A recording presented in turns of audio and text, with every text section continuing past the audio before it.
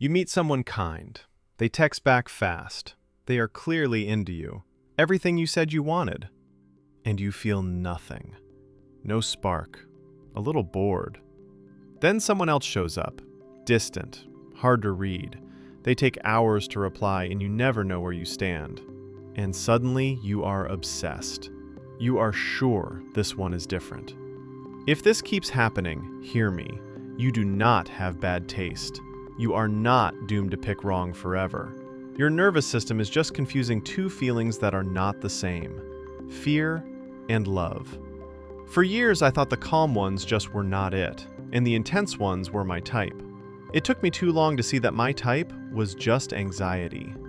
Here is what is actually happening. That spark you chase, the butterflies, the can't eat, can't sleep feeling, is not always attraction. Very often, it is your alarm system going off. When someone is unavailable, when you cannot tell if they like you, your brain treats it as a threat. Will they leave? Am I enough? And that uncertainty floods you with adrenaline. You cannot stop thinking about them.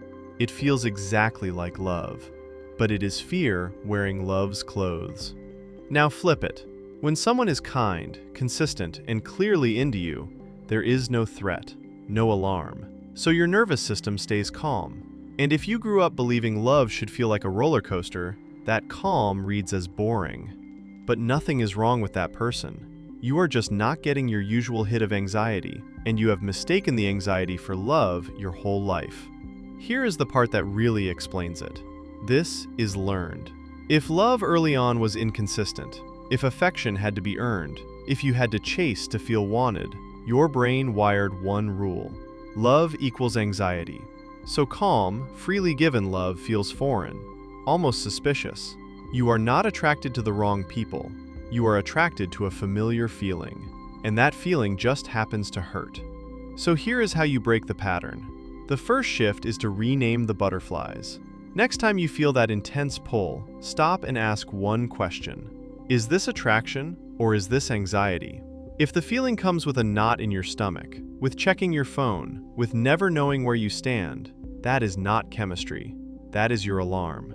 Real attraction can be calm. Anxiety never is. Start treating that frantic spark as a yellow light, not a green one. The second shift is to give calm a real chance.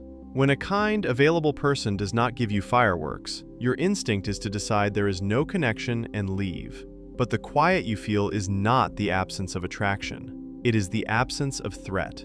Safe love is quiet at the start, because your alarm is finally off.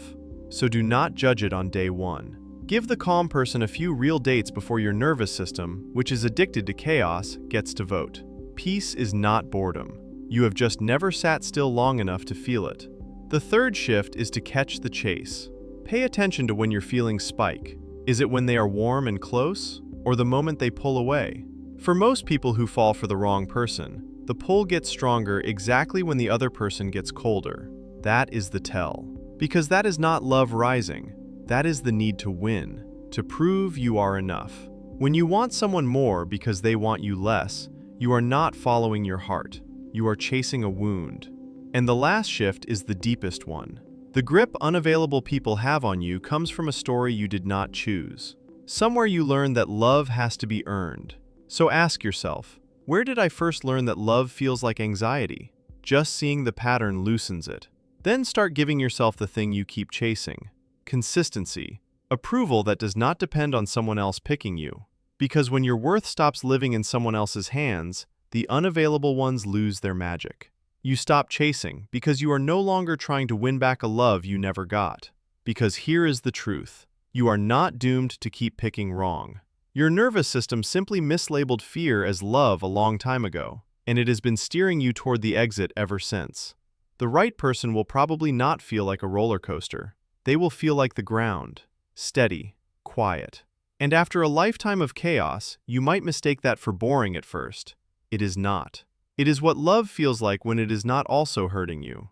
So the next time your heart races for someone who keeps you guessing, ask what that racing really is.